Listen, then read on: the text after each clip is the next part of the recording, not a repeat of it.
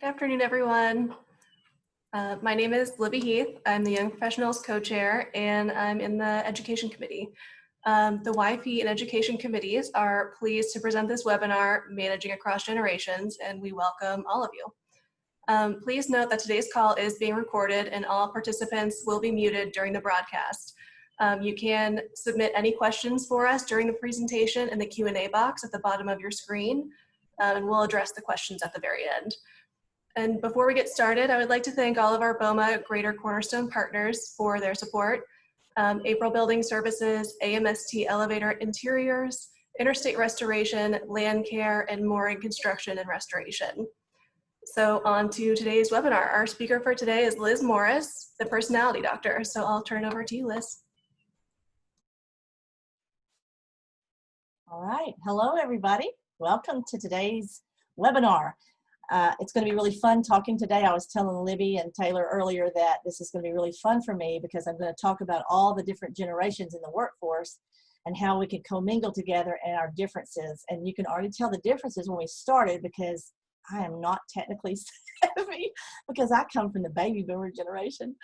But I want to share a little bit about me before I bring up the PowerPoint presentation and tell you a little bit about who I am so that you being in the workforce. I, for a long time, worked for Fortune 500 companies. When I was young, in my 30s, I managed the whole southern United States for American Express. I was on a plane all the time. During part of that time, I was pregnant with my first child. And so I would fly someplace and fly back that night just so I could sing laying in a crib and then get up the next morning and fly out again. And so I think I was in the generation of the baby boomers that were all trying to be successful. The whole point of our lives were to keep up with the Joneses. It was terrible. And we always wanted to work hard, but we always wanted to have more. So it kind of became a situation where you couldn't be happy with what you had because you always were striving to have more. And it wasn't until I really got into my 40s that I understood, you know, slow down, breathe, take a breath. You don't have to have everything everybody else has. Just be happy with what you have. And so in saying that, I was always very entrepreneurial, and so I started my own business. I was in the shipping industry for about 11 years. I worked hand in hand with DHL Express, who's no longer in the country. So at about right before I turned 50, they decided that they were going to leave the country, and I lost everything that I had built for 11 years. And so my husband and I, right before 50, had to reinvent our lives. And for about 14 years before that, I had studied extensively personalities, spiritual giftings, and things of that nature. And I thought, you know, I want to write a book. I've always wanted to write a book, and I wrote a fiction book, a novel called Seekers for young adults. And then I thought, you know, I'm going to build this. I'm going to build something around helping people in the workplace understand each other, communicate better, and get along with their bosses, get along with their peers better, help people in marriages and relationships get better. And so I built what's called the Destiny Day Workshop. It has a 100-page manual called the Destiny Day Workbook. And I built an identifier, which is an assessment that you take to find out really what you're geared toward in the workplace as well as in life.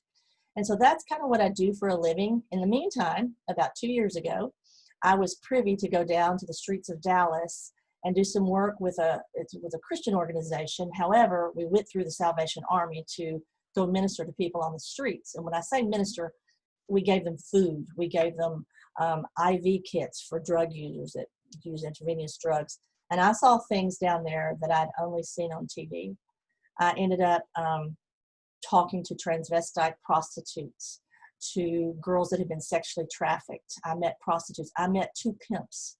I met people and things that I had never experienced or seen in my entire life, only on TV. And it radically changed my life. And I came home and I told my husband, I said, I've got to do something different. I can't just teach personality and then not affect lives to change them even more so when people can't eat or they can't stop using drugs. So the Dallas Dream Team was born at that point 2 years ago, and it so took over my life that the personality and everything kind of set on the side for a little bit because we grew and we grew and we grew, and we're about to have our second awards banquet. We're going to give away $100,000 to a local nonprofit, and then we gave away $10,000 to a missionary. And so I just went after girlfriends, and they went after their friends, and we all give $1,000 a year for a commitment of 3 years, and that way we're funding nonprofits in our own backyard. And so since then, I've had the privilege to go and teach the Destiny Day workshops to a lot of the people that are staying in these facilities like Union Gospel Mission and Salvation Army. So that's a little bit about me. I'm a big believer in change is always good. It's hard, but when you take a look at yourself and really discover who you are and what you're made of, it's going to help you go so much further in life, especially in business. Because if you're stuck in a job that you don't like, or with a manager that you don't like, and you don't have the skills to collaborate with them and get along with them, then you're miserable. You're a miserable person. So in saying that, I'm going to see if I can be technically savvy. Hold on with me for a moment. I'm going to try to share my screen and get this up on here. Okay, here we go. Let me see here. How do I get rid of me? Bear with me. Okay, so we're going to talk a little bit today about bridging the gaps through the generations. And I want to talk to you first about each generation. Now, when I'm going to show you a few slides, some of the numbers are going to be different. If you Google each generation, there are about 3 different age gaps or years that they put them in. So I don't really go as much by this first slide as I do the second slide, but I wanted to bring this one up because it has some relevant things in it. Like the Traditionalists who were born between 1900 and 1945, they went through the Great Depression, they went through World War II, they were very disciplined, they loved family traditions, and they had workplace loyalty, and a lot of it was because they had come through the war and they were just grateful to have a job when it was over. And then the second are the baby boomers. That's the generation I was born in. We're the ones that went through the Vietnam War. We landed on the moon. The civil rights and the women's movement started during that time. We were hardworking, but we wanted to get ahead of everybody. And we were the generation that brought forth the personal computer. And then Gen X, if you can look and see, that was the fall of the Berlin Wall. They also went through the Gulf War. They're very independent because a lot of them were latchkey kids because we were all working and left them at home by themselves. They were the age of the internet, MTV, AIDS, and the mobile phone, the cell phone. The next generation, the millennials, which probably a lot of you are, you guys went through 9/11. You're big on community service. You want things immediately because you're so used to everything happening so quick. You're very confident. You're very diverse. You accept diversity so much better than a lot of the other generations did because we all just stayed in our own little neighborhoods. You do everything social. You're the first generation that feels like you have to perform socially with social media. You're the age of Google and Facebook and all the wonderful stuff like that. And then the generation that's coming after you is Generation Z. That's what we're kind of calling them right now. They're, Millennials and Generation Z. They were born after 1997. And this generation is the first generation that's actually grown up on a cell phone at all times. They don't even know what it's like not to have technology and the internet because they've always had it. They're very optimistic. They have high expectations. And unlike millennials, this generation is a little more competitive. They're a little more like the baby boomers in some degree, but yet they still keep the diversity in check. And but they do like to have tablet devices and their phone with them at all times because it's going to be probably the smartest age or generation we've ever had because they're constantly learning because they've got information. You know, I think about when my son, even as a millennial, took a test at school. All he had to go do was Google the subject he was looking at, and he could find all the information. I had to go to an encyclopedia.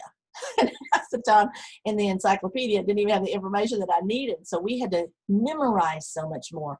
You guys have so much knowledge. Sometimes, though, it can be overwhelming that you don't know which knowledge to accept and which is truth and what you want to adapt to your own paradigm. So I want to talk to you. Here's the generations again. This one we're actually starting with the baby boomers. But I want to talk about the traditionalists first. I want to read you something that I found online that I thought was beautifully written. And it's the traditionalists would be my parents, probably your grandparents, and some of you, your great-grandparents. They were born between 1900 and 1945. I want you to listen to this because I think this is so beautifully written. It says, what did Jack Welch, Robert De Niro, Mick Jagger, Tom Brokaw, and Martha Stewart all have in common? They are all members of the traditionalist generation born between 1925 and 1945, and they are still working and killing it.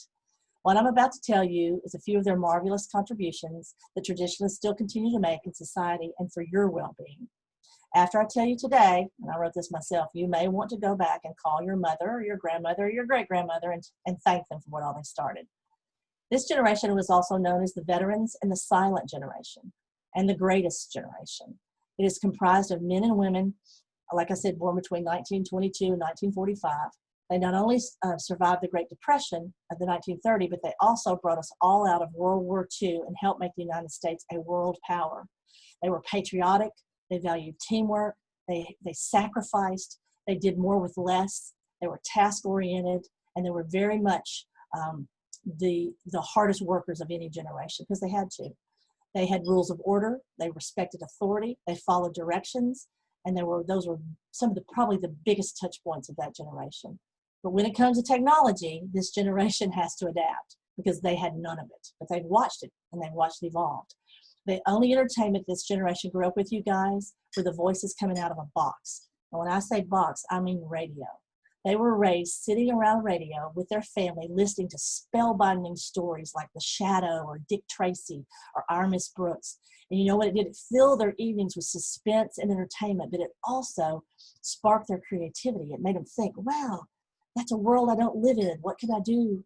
What can I evolve into? Who can I be? And I think when you think about the wonder of those times and all they had was their brain to use, they didn't have a video game, they didn't have a smartphone, they didn't have anything. It was their minds that they used to create pictures from the voices they heard on the radio. There weren't MTV. There was no MTV back then. But I think this is the generation that created the people that were so entrepreneurial. I know that Walt Disney was probably nourished from the radio. He was not a traditionalist because he was actually born, believe it or not, Walt Disney was born in 1901. But he was still part of the era that relied on their imaginations for entertainment. The traditionalist generation spawned the first true innovators. They were responsible for developing NASA, which has led to today's space program. Back in the 1950s, NASA chose 7 astronauts who would fly on the Mercury spacecraft, and we actually call them the Mercury 7. You've probably heard of John Glenn. He was one of the first Americans to orbit the Earth in 1962.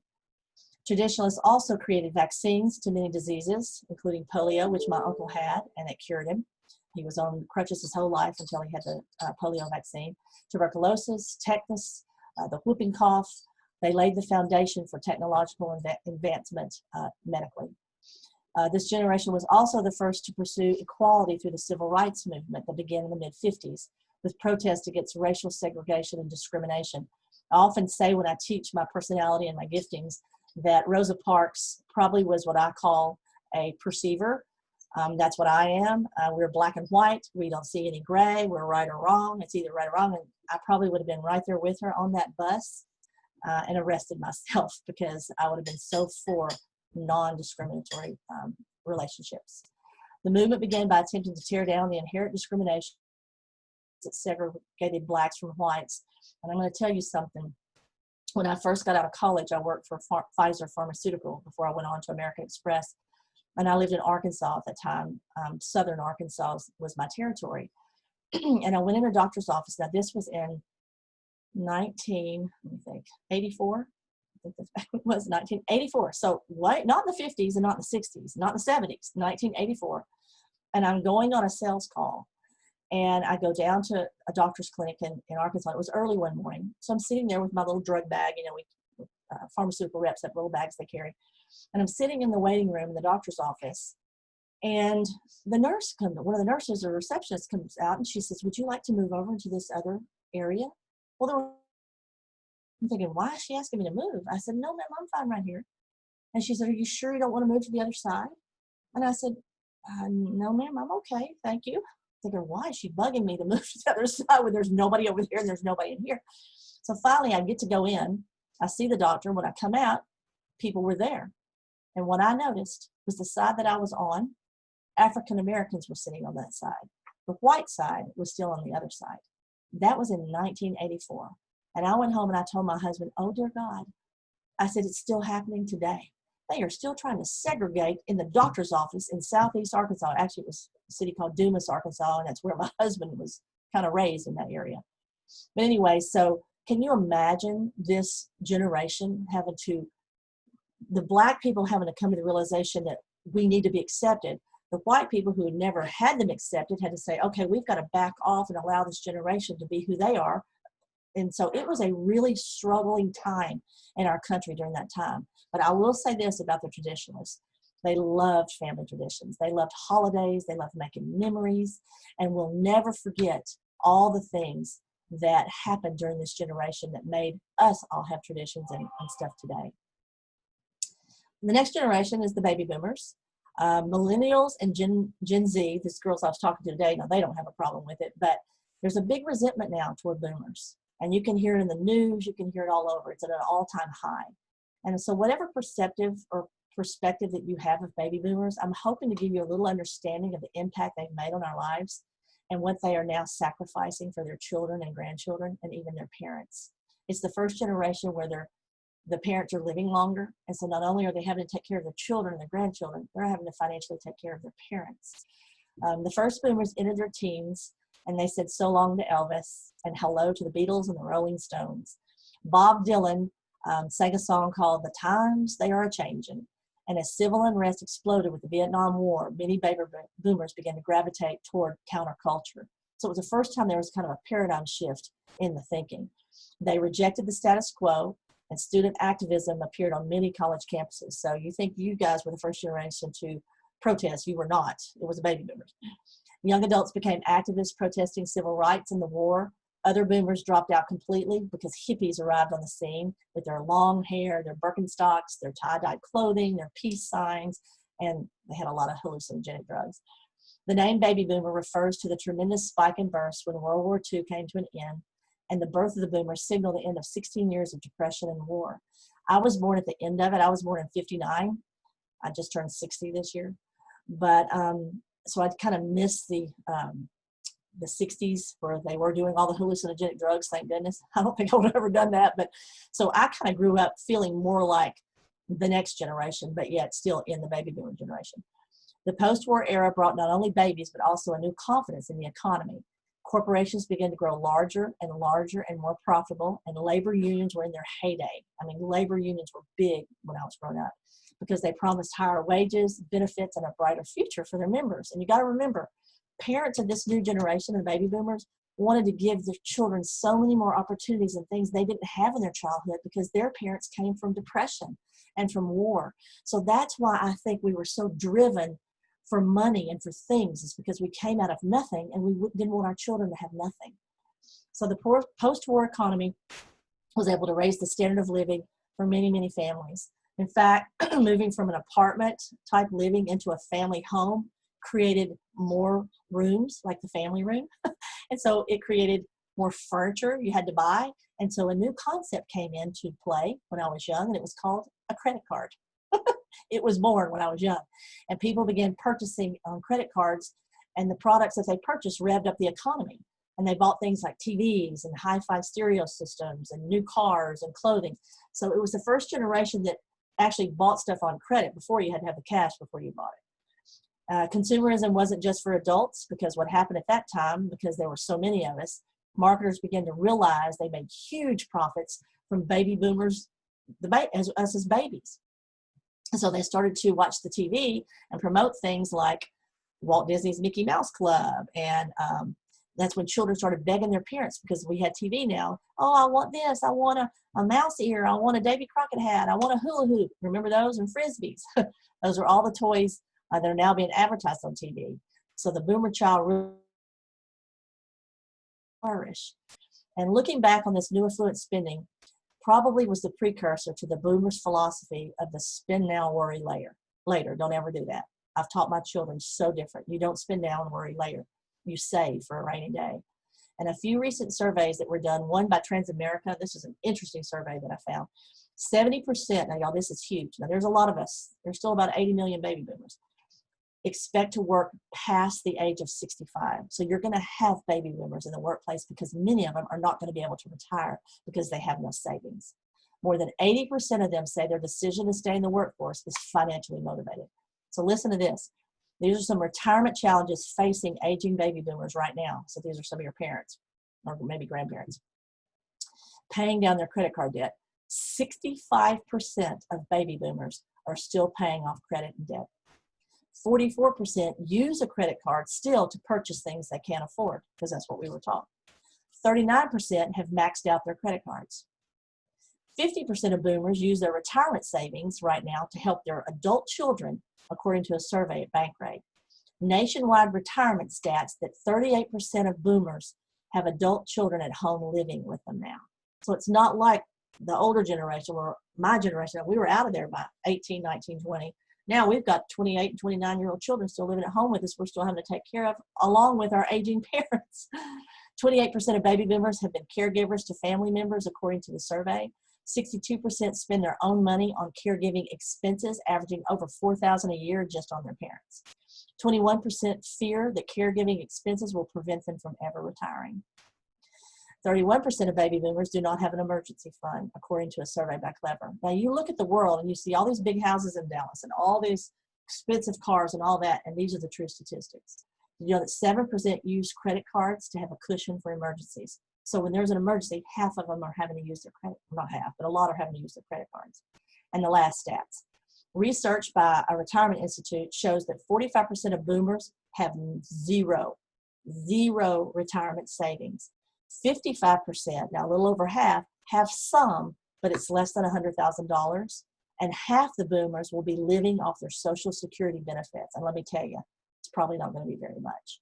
So I love teaching this to your generation, because you've got to understand, we developed a lifestyle because it changed, the economy changed, and we ran ourselves into debt and to owing. And now we're at the end of it, having to take care of everybody. So please, when a baby boomer is not very technologically savvy, have patience with them, because they started a lot of things. They've got great minds. They're great marketers. They're great salespeople. They're great consumers, and they understand what a consuming market is like. However, they've backed themselves into a hole, and they have to work.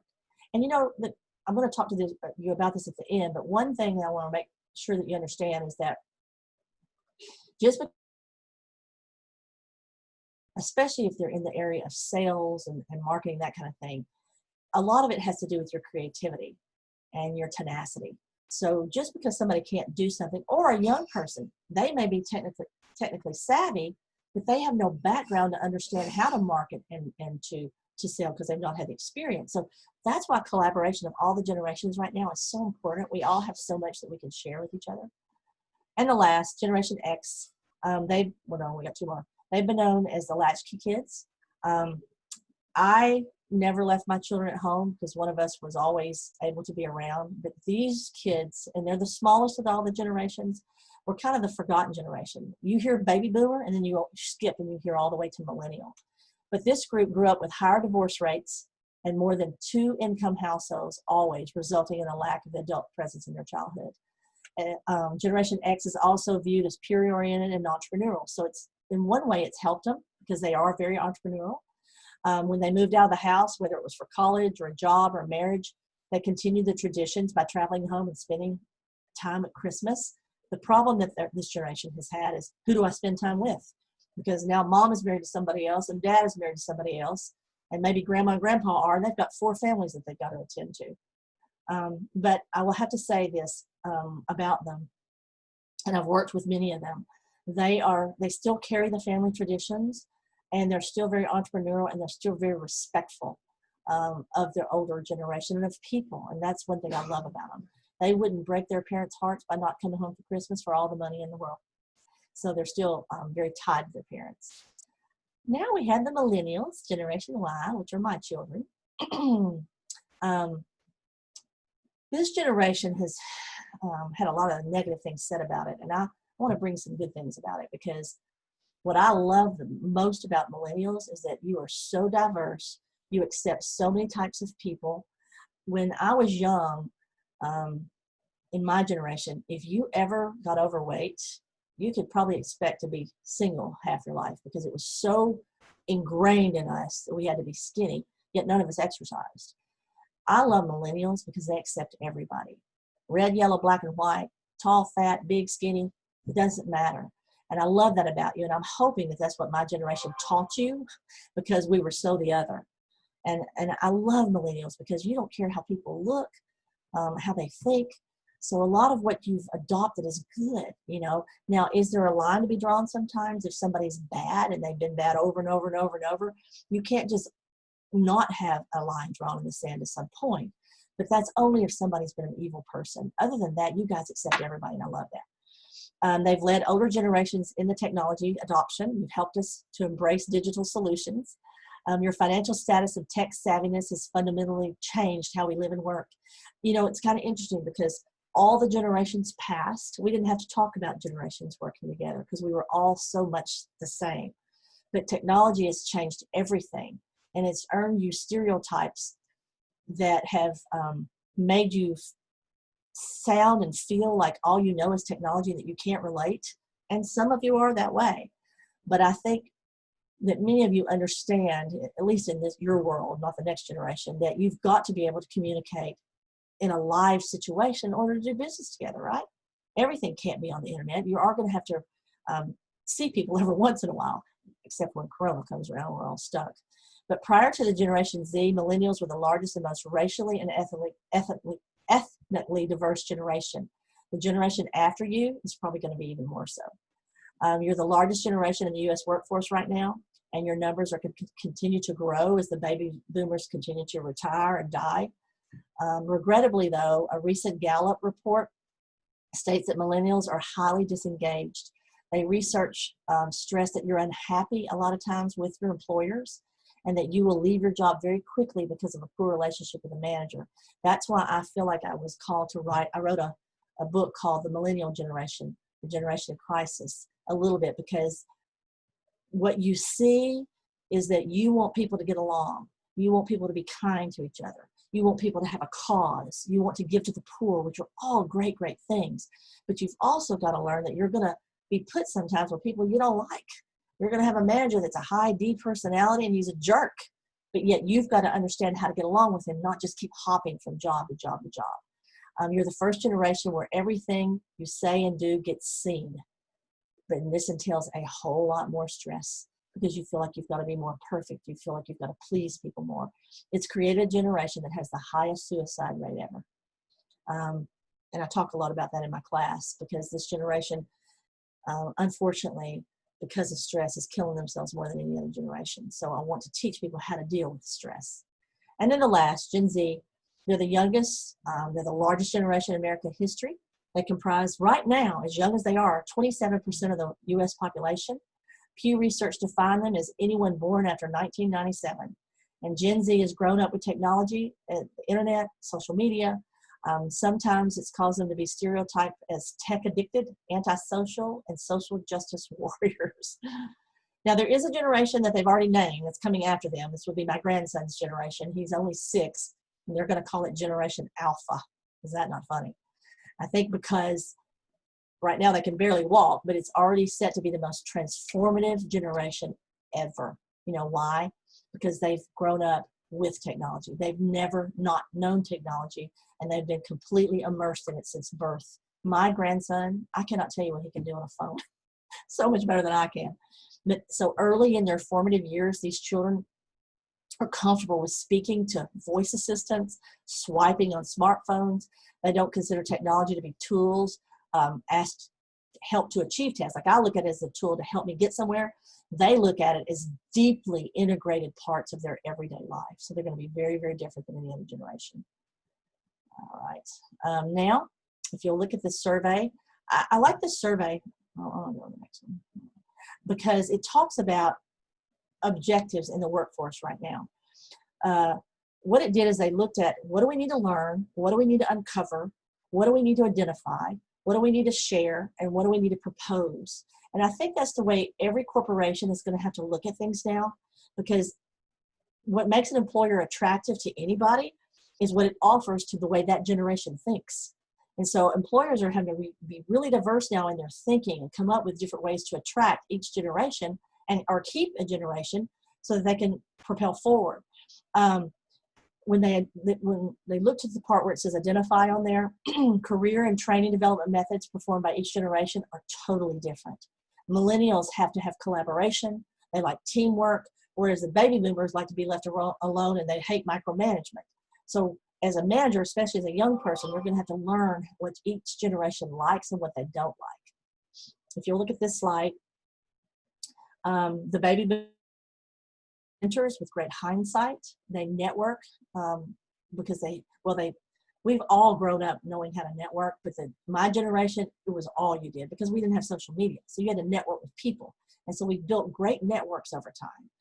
We can navigate institutions very well. We're very loyal, and we have an institutional type mindset of memory. The Generation X, though, they have great mentors, and they're adaptable, and they're really flexible. They're a lot more flexible than really my generation and the generations after. I think that's because they've had to get a work-life balance and focus because we were so driven, and they didn't want to be that driven. They're great thought leaders and experts.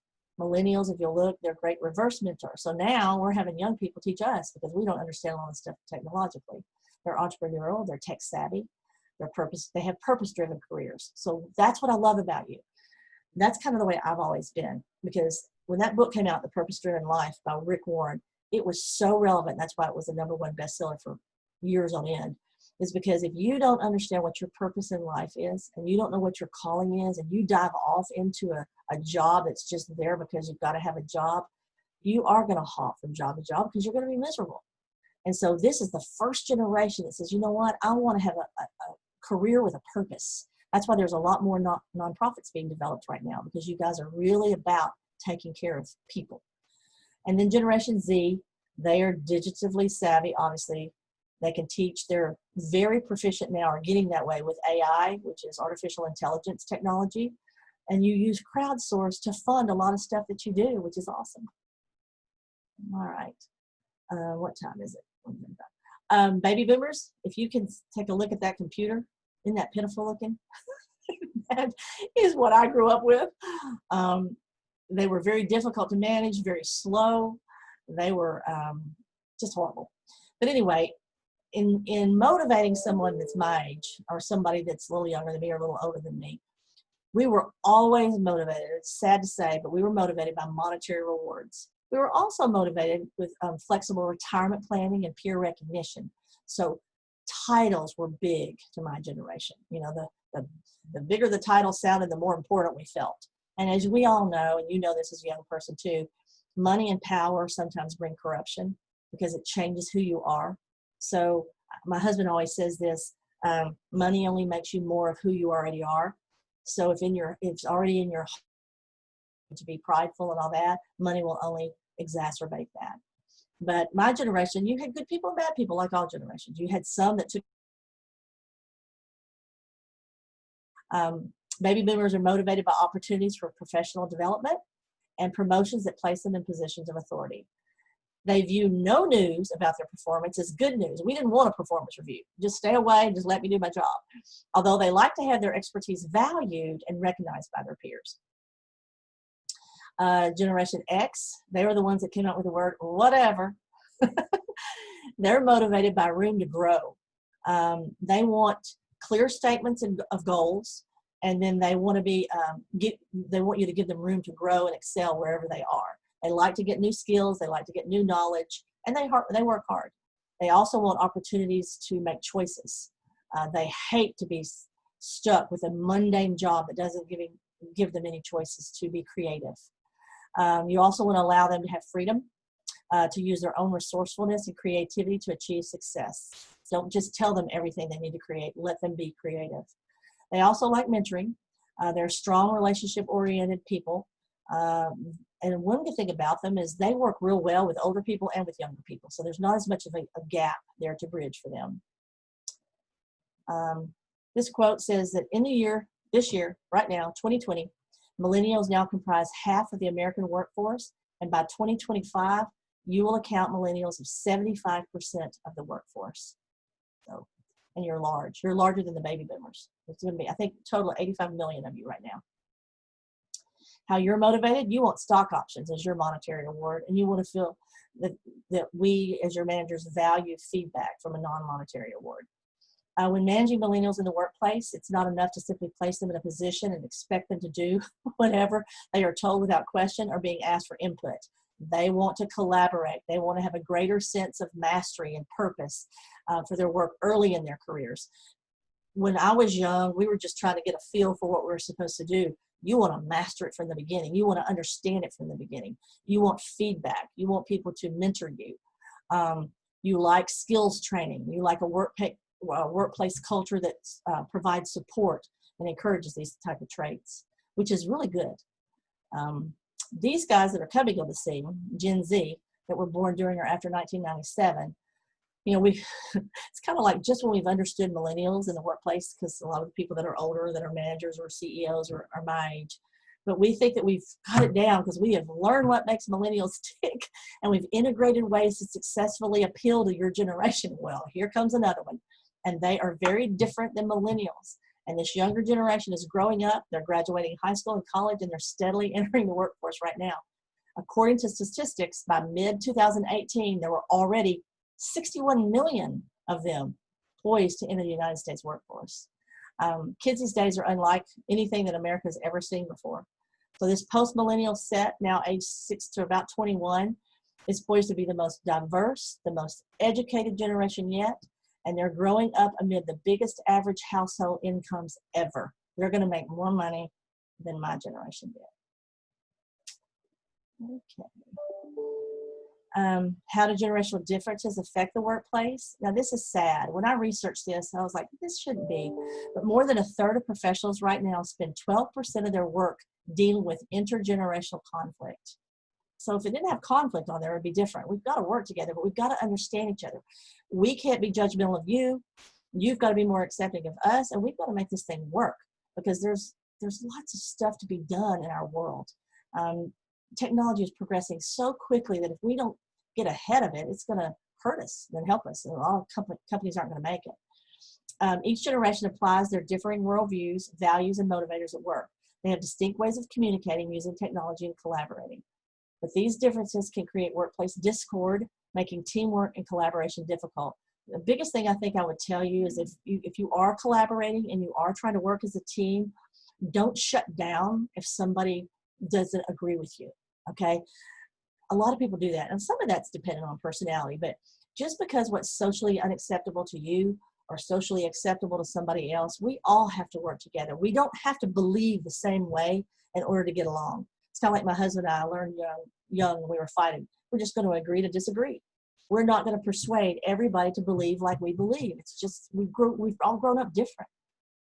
In order to harness the strengths, though, and encourage each generation to have open communication and teamwork, employees and employers are going to need to understand that each generation, how they tick, how they work, and how those gaps can be bridged together so that we can create a thriving, healthy workplace. I'm going to skip over this. Bear with me here. Whoop. Let's go to this. The key to a successful generational transition now is to understand Gen Z. So millennials, you've now got to learn to understand Gen Z. You'll probably do it a little easier than my generation. But as a leader or a manager, if you want to appeal to this generation, you're going to have to learn to identify with what they need, just like we had to learn to identify with what X and you need. If you're trying to lump them in with yourself, you're going to quickly learn this is a big mistake. But on the other hand, if you try to strive and figure out how to accommodate them, then you're going to attract the cream of the crop. And I'm going to tell you something, they're going to be the brightest generation ever. And your reward will be that you'll gain fresh new perspectives, you'll learn about innovative ideas from them, and you're going to discover workers with entrepreneurial attitudes. So embrace them, because they can take you to the next level of where you want to be. Understanding your employees. This is interesting. This is what Forbes said. Everything you can do inside your organization to facilitate stronger autonomy, mastery, and purpose is not about pandering to millennials. It's about aligning your culture with deep human motivations across generations. That's what makes people successful. And I so agree. If we can learn to understand each other, then we're all going to be successful. Okay, and last, we're about finished. Millennials and Gen Z's similarities. They both like flexibility. I like flexibility. A lot of people don't. A lot of people like structure. And if you're a structured person, you're going to have to learn to be a little more flexible with this generation, because they've grown up liking their workplace flexible. And now, since we've had COVID and we're all working from home, the new normal is going to be a new normal. It's going to be way different. You all like flexible schedules. and you like working remotely, and there's nothing wrong with that because a lot of things can get done and a lot of money can be saved on building rent and stuff. You are attached to technology. Gen Zers are rarely seen without their smartphones in their hands. And you like workplace preferences. In other words, if you put this generation or either one of them in a closed-in, artificially lit work environment, it does not appeal to either one of these generations. We used to work with horrible lighting, and all that. I am an ambiance person. I like my lamps on. I like things to be nice. So if you have an office and you're not updating your office, if you didn't update it for the millennials, now is the time to reconsider because you need to update it for Gen Z. Okay, there are differences. Millennials are a little more collaborative. Gen Zers are more competitive. They're both entrepreneurial in nature, but Gen Z is going to be a little bit more. They're both oriented toward their salary and they like security. However, millennials don't have to have the big money as much as Gen Z is going to want bigger money. Many of them are choosing to self-educate or find unconventional ways to learn so that they don't have the student loan debt like millennials have. You are trying to dig your way out of debt. That's why you're having to live at home. This generation, they're dropping out of college in their third year and going on to work. So it's going to be a little bit different generation. And then last, let's talk about how to manage across the board. This is a challenge for some people. I don't know how many people each of you experience in your workplace environment, whether you've got all the generations or you've just got a couple. But either way, we're just going to have to learn to embrace each other. The older generation can learn from the younger generation, and you guys can learn from us. Another critical point to drive home is that it's vital to provide every employee with equal opportunities, regardless of whether they have no experience or they've got 20 years in your industry. Every employee can contribute their thoughts and ideas as well as their concerns to help improve your workplace. And listening to their diverse viewpoints can also help bring your company to the next level. If you've got a closed mind and you think it's my way or the highway, then your business may not be around 10 years from now or 5 years from now. The right people can help your business scale and push the needle. So interviewing is very critical to know who's the right person to fill in the gap. Is it a baby boomer? Is it a Gen X? Or is it a millennial? That position. And the most important thing to remember out of everything I've said today is you've got to remember you want to hire a person that's got character. You want to work with a person that has character. If your boss ever asks you to do something that you know is not right, run. And second, if you can hire somebody that's willing to run your business as if it's their own, if you can find those two things, you've got the best employee in the world. Somebody that's got character and they can take that business and run it just as good as you can. Don't ever be afraid of that. And lastly, what I want to talk to you about, well, not that. I want to read this statistics to you. This is interesting. By the year 2026, it is estimated that in the business world, the traditionalists, the older generation, there's still going to be 14 million. Baby boomers, there's still going to be 66 million. Gen X, there's going to be 65 million. Millennials, 80 million. Gen Z, 82 million. And that new generation Alpha that I was talking about, 43 million and growing. So we're all going to have to learn to work together. And I just put this on here. These are the books that I've written. And if you ever wanted to attend a Destiny Day workshop, feel free to contact me anytime. Libby has my information, and Taylor and Colleen. And it's been a pleasure seeing you guys today. And now I've got to figure out how to stop share, I think. I'm hoping I'm punching the right button. And give it back to Libby. I did it. Thank you to everyone for joining us today. And again, many thanks to our BOMA Greater Cornerstone partners for their support. April Building Services, AMST Elevator, Interstate Restoration, Land Care, and Mooring Construction and Restoration. Also, just want to let you know, all of our webinars are on YouTube. Just look for the channel at BOMA Greater Dallas. Have a good day, everyone, and thank you.